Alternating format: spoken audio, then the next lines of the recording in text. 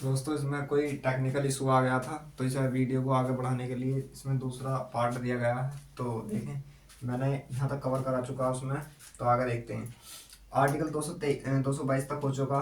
Article 223 जो कार्यकारी मुख्य न्यायाधीश होता उसके बारे में आर्टिकल 223 में दिया गया है। आगे है आर्टिकल 224। 224 क्या कहता है? जो ऊपर और कार्यकारी जजों की नियुक्ति है। ऊपर कार्यकारी जज यानी जो ऊपर लेवल के जज होते हैं।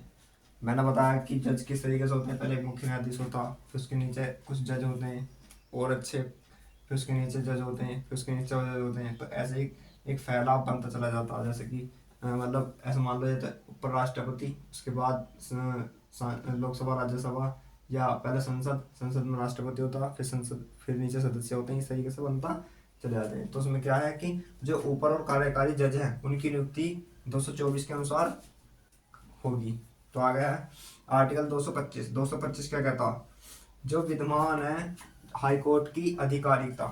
सीधी सी बात है, कोई भी चीज विद्यमान है तो उसकी कार्यकारिता होगी, और कार्यकारिता किसमें दी गई है? आर्टिकल 225 में दी गई है हाई कोर्ट के लिए। आगे चलते हैं। बहुत इंपॉर्टेंट, सबसे ज्यादा पूछा जाने वाला सवाल, मतलब एसएससी में या स्टेट गवर्नमेंट में या फिर कोई भी कंपटीशन एग्जाम में दिया जाने वाला, सबसे ज़्यादा पूछा जाने वाला है। जैसे कि मैं बात करूं अगर मूल अधिकार की, तो मूल अधिकार में एक क्या होता, एक आर्टिकल होता 32, जिसे कहते हैं कि वो क्या करता, वो रिट जारी करता। और वो किसके लिए करता? सुप्रीम कोर्ट के लिए। ऐसे यहाँ पे क्या है, आर्टिकल 226 क्या करता? रिट जारी करता किसके लिए? मतलब जो है याचिका जारी करता, मतलब कोई भी केस है उसके लिए रिट जारी कर सकता, यानी उसे शक्ति है। हाई कोर्ट को क्या है, शक्ति है इसकी कि 226 के तहत वो हाई कोर्ट के लिए रिट जारी कर सकता है। और उसमें 52 जो 32 है वो है सुप्रीम कोर्ट के लिए। तो यहाँ पर कनेक्ट कर सकते हैं इस बात को। आगे चलते हैं। जैसे कि मैंने अध्यादेश भी बताया था इस तरीके से ही। तो चीज़ें जो है इस तरीके से कनेक्ट होंगी कि एक दूसरे से जुड़ के, जैसे राज्यपाल है तो वो राष्ट्रपति से होएगा, और जो मुख्य न्यायाधीश जो राज्यपाल राष्ट्रपति से, मुख्यमंत्री है तो प्रधानमंत्री से, इस तरीके से, और हाई कोर्ट है तो सुप्रीम कोर्ट से, इस तरीके से जुड़ते हुए चलेंगे। तो कनेक्ट हो जाती है चीजें। आगे देखते हैं आर्टिकल 226 क्या, इसे निरस्त कर दिया गया। निरस्त का मतलब खत्म, रद्द करना, निरस्त कर देते हैं। आर्टिकल 227 क्या है? जो सभी जज होते हैं उनके अधीक्षण की और हाई कोर्ट की जो शक्ति है उसके बारे में दिया गया। यानी सभी जितने भी क्या बोलते हैं अधीक्षण है वे क्या है, हाई कोर्ट के, उनको शक्ति दी गई कि सभी जजों को अधीक्षण के बारे में हाई कोर्ट को देगा। तो आगे कोई इंपॉर्टेंट तो है नहीं खैर ज़्यादातर, पर पढ़ने पूरा करना हमें, मैंने बता दिया पहले भी इस वीडियो, अगले वीडियो पे। कुछ मामले, मतलब कि कुछ मामले को हाई कोर्ट अंतरण करेगा। जैसे मैंने बताया कि जब कुछ केस सोल्व नहीं हो पाते हैं या कुछ उनमें क्या हो जाता, विघन आ जाता, तो वे क्या करते हैं, दूसरे कोर्ट के लिए अंतरण कर देते हैं, मतलब रिमूव कर देते हैं या फिर दूसरे के लिए भेज देते हैं दूसरे कोर्ट में। इस तरीके से इसमें दिया गया है। आगे है आर्टिकल 229। 229 में क्या है कि जो हाई कोर्ट है उसके अधिकारी और सेवा, भाई सेवक, तो उनका जो खर्चा है वो आर्टिकल 229 में दिया गया है। जैसे कि मैं बता दूं, भाई सुप्रीम कोर्ट है, कोई भी संस्था चला रहे हैं या कोई भी न्यायालय चला रहे हैं, तो उसके लिए पैसा खर्च होएगा। तो पैसा खर्च जो होएगा वो किसके अंडर में आता है? आर्टिकल 229 के अंडर में आता है। आगे कोई इंपॉर्टेंट नहीं है। आर्टिकल 230 का कहता है सुप्रीम कोर्ट की आधिकारिकता और संघ राज्य के क्षेत्रों पर विस्तार। मतलब यहाँ पर संघ राज्य का मतलब है यूनियन टेरिटरी, जिसे हम कह देते हैं यूटी। यानी जो क्षेत्र, जैसे मान लो जैसे अगर एक एग्जांपल के तौर पर ना चेन्नई है तो ये क्या है, एक यूटी है। दिल्ली है, यूटी है। ये किसके अंडर में आती है? केंद्र सरकार के अंडर में आती हैं। तो इसमें क्या है, उसके क्षेत्रों पर भी क्या है, विस्तार दिया गया हाई कोर्ट का।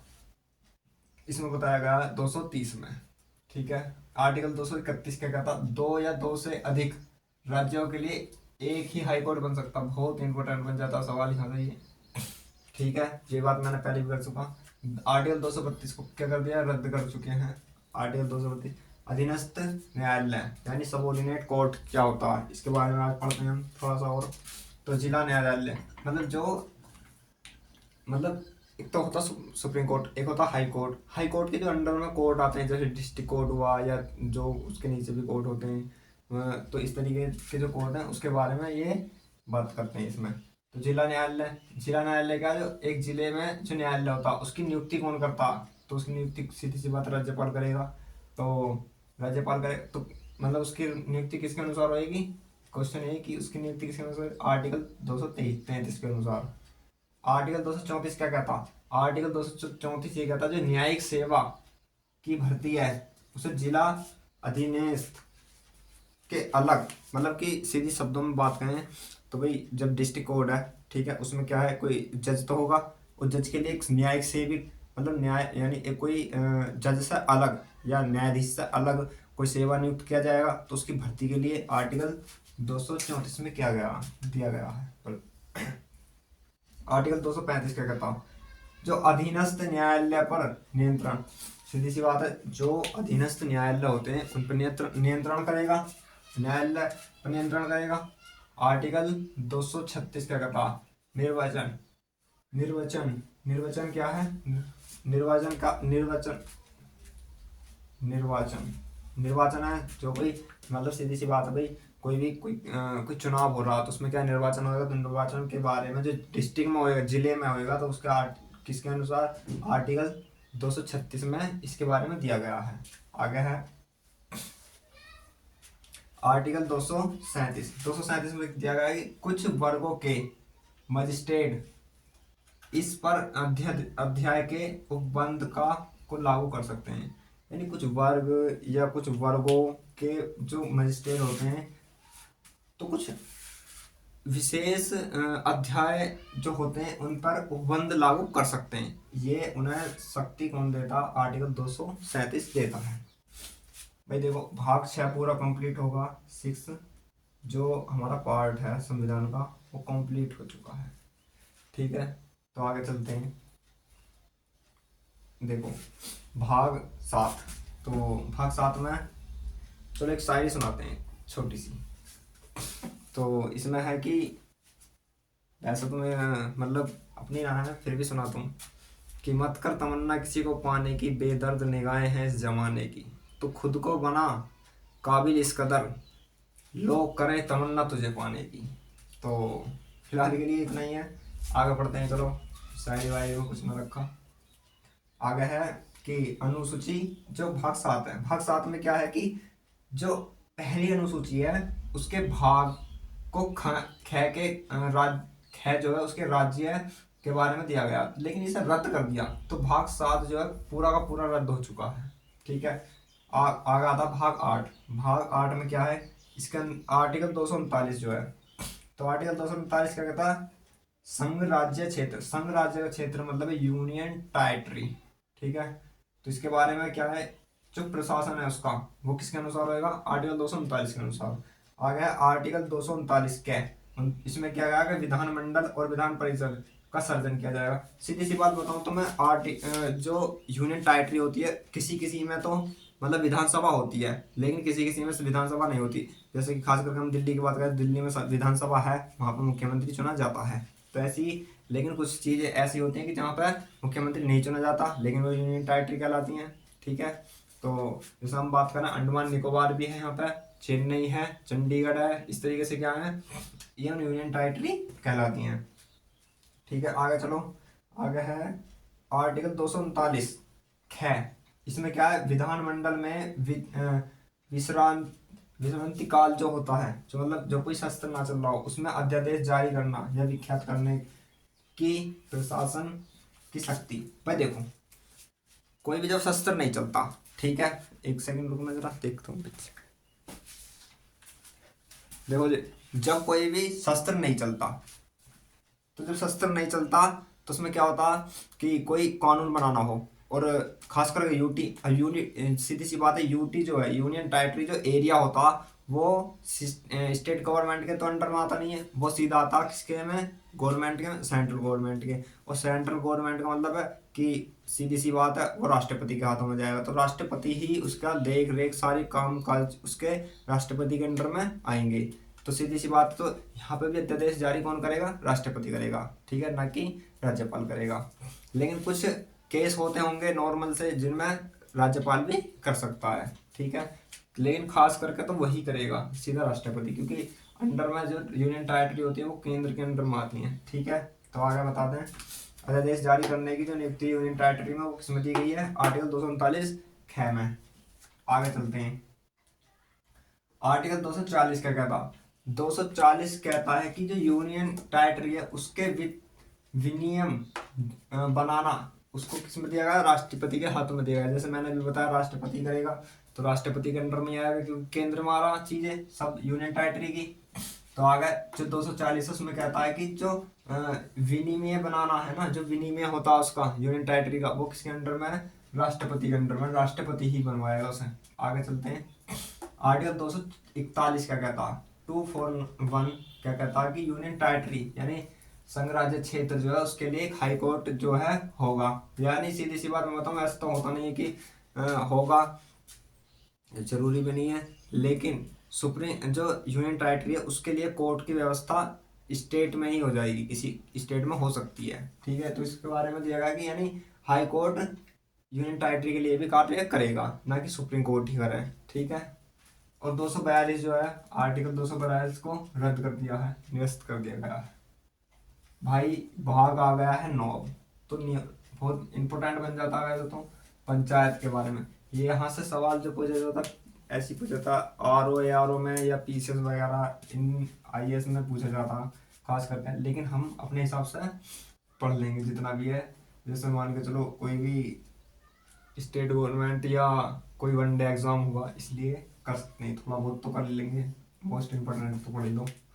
जैसा कि 243 है, तो 243 में क्या गया कि पंचायत के बारे में क्या गया, पंचायत किस तरीके से बनानी चाहिए, किस स्तर पर बनानी चाहिए। जैसे कि कोई भी होता है पंचायत बनाने के लिए त्रिस्तर, द्विस्तर, 4 स्तर, इस तरीके से कि पंचायत की, और इसमें पंचायत की परिभाषा दी गई। सीधे सीधा फंडा ये होता है, तो ये बहुत इंपॉर्टेंट बन जाता सवाल यहाँ से।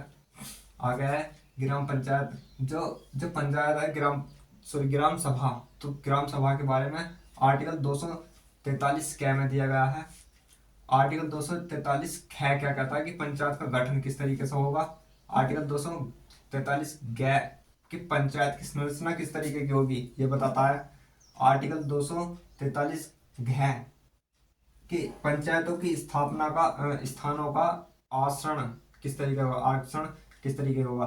देखो मैं बता दूं, जैसे क्या है तो 243 कै लिख रहा है, जैसे तो कै को ए भी कह सकते हैं, ख को बी भी कह सकते हैं, और इन्हें ऐसे भी कह सकते हैं 243 ए को 1 भी कह सकते हैं, ख को जो है यहाँ बी ना कह के 2 भी कह सकते हैं। इस तरीके से भी हम बना सकते हैं इसे। तो इसमें कोई ऐसी वाली बात नहीं है ना समझने वाली। तो आगे पढ़ो 243 डै डै क्या था, अस्तित्व में डै नहीं होता, ये इसे बोलते हैं अंगा, अगर हिंदी भाषा में देखा जाए तो। फिलहाल के लिए चलो हिंदी नहीं आ रही, हम डै बोल रहे हैं।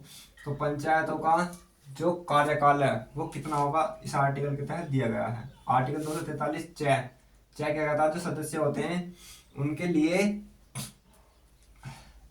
निहरताएं क्या होगी इसके बारे में दिया गया है।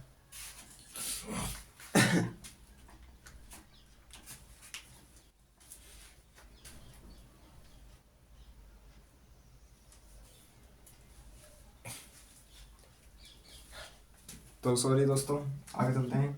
तो आर्टिकल 243 जय क्या कहता, चलो पहले 6 देख लेते हैं। 6 में है कि जो पंचायत है उसकी शक्ति किस तरीके से और उसका उत्तरदायी कैसे होगा, उसके बारे में दिया गया। आर्टिकल 243 जय, ये जो पंचायत होती है, पंचायत द्वारा कार्य रोपण जो होता है उसके बारे में, करार रोपण जो होता है जो भी है उसके बारे में जो दिया गया आर्टिकल 243 जय में दिया गया। इंपॉर्टेंट नहीं है, जो इंपॉर्टेंट है वो पहला है, दूसरा पंचायत का गठन के बारे में ये इम्पोर्टेंट है, और एक ये इम्पोर्टेंट है कि इसकी जो है संरचना किस तरीके होगी। ग्राम पंचायत सभा भी इम्पोर्टेंट है, यहाँ तक तो इम्पोर्टेंट चल रहा है काम। आ गया पंचायतों की शक्ति जो दी गई है, ये भी इम्पोर्टेंट बन जाता। 243 जो हमारा 6 आता। आर्टिकल 243 देखो इसमें ण बोलते हैं, ये ण नहीं है, ये है हमारा या, ठीक है। तो आगे चलते हैं, तो यहाँ है तो 243 यहाँ में पंचायतों का लेखा जोखा परीक्षण दिया गया, यानी लेखा जोखा रखा गया। आर्टिकल 243 टै टै में क्या है कि जो पंचायत है उसका निर्वाचन किस तरीके से किया जाएगा। निर्वाचन मैंने बता दिया, इलेक्शन जो होता है इस तरीके से होता है। निर्वाचन कोई भी सदस्य चुन लिया जाता है, जब आधे से ज्यादा वोट मिल जाती है उसे तो वहां से सदस्य चुन जाता और वो एक निर्वाचित सदस्य बन जाता। सीधी सी बात ये होती है निर्वाचन का मतलब। आर्टिकल 243 डै ये कहता है कि संघ राज्य क्षेत्र पर जो प्रबंध होता है वो क्या उसके बारे में दिया गया है। यूनियन टेरिटरी के बारे में, मतलब केंद्र शासित प्रदेश के बारे में, उसके नहीं तो पंचायत हो सकती है, इस तरीके से दिया गया।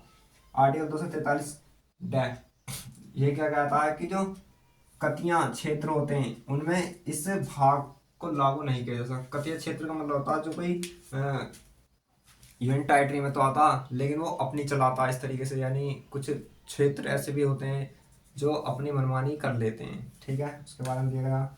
आर्टिकल 243 डै ये कहता है कि जो विधियों और पंचायतों का नियंत्रण है, नियंत्रता जो दी गई है वो 243 डै में दी गई है। विधि का मतलब विधि और पंचायत सीधी सी बात है, यानी कानूनी या कानूनी जो विवाद, जो कानूनी मुद्दे होते हैं या कानूनी नियम होते हैं, पंचायत होती है उसका जो नियंत्रता दी गई है, किसमें दी गई है? आर्टिकल 243 डै में दी गई है। आर्टिकल 243 न ये दिया गया कि निर्वाचनीय मामलों में न्यायाधीशों के नहीं कहेंगे, यहाँ पर न्यायालयों के कहेंगे, न्यायालय के हस्तक्षेप का वर्जन। यानी सीधी सी बात अगर मैं हिंदी में बात करूँ तो कुछ मामले होते हैं जो निर्वाचनीय होते हैं, उस मामले में हाई कोर्ट जो होता है या न्यायालय होता है जो भी है, हाई कोर्ट सुप्रीम कोर्ट हो, वो कोई हस्तक्षेप नहीं करेगा। ठीक है, इसके बारे में दिया गया। तो यहाँ तक हो चुके हैं। देखो अगर मैं चाहता तो ये एक आर्टिकल में यहाँ पे 243 में ख़त्म कर देता, लेकिन मुझे लगा कि ये थोड़े इंपॉर्टेंट हैं तो इस तरीके से मैंने इसे बता दिया। तो आज के लिए इतना ही समाप्त करते हैं और अब केवल पढ़ाई पे ही बात करते हैं। जो बाकी बात की है वो तो दोस्तों आप अगर हम सपोर्ट करो तो हम कुछ और अच्छे तरीके से बना सकते हैं इसे। तो ज़्यादा से ज़्यादा वीडियो को शेयर करें और जो है चैनल को सब्सक्राइब करें, और अपने दोस्त या कोई भी रिश्तेदार है जिस तरीके से भी है तो उन्हें चैनल से सब्सक्राइब करने के लिए कहें, ताकि जिससे कि हमें सपोर्ट हो, क्योंकि हर एक इंसान को मेहनत का फल मिलना चाहिए। तो जय हिंद, टेक केयर।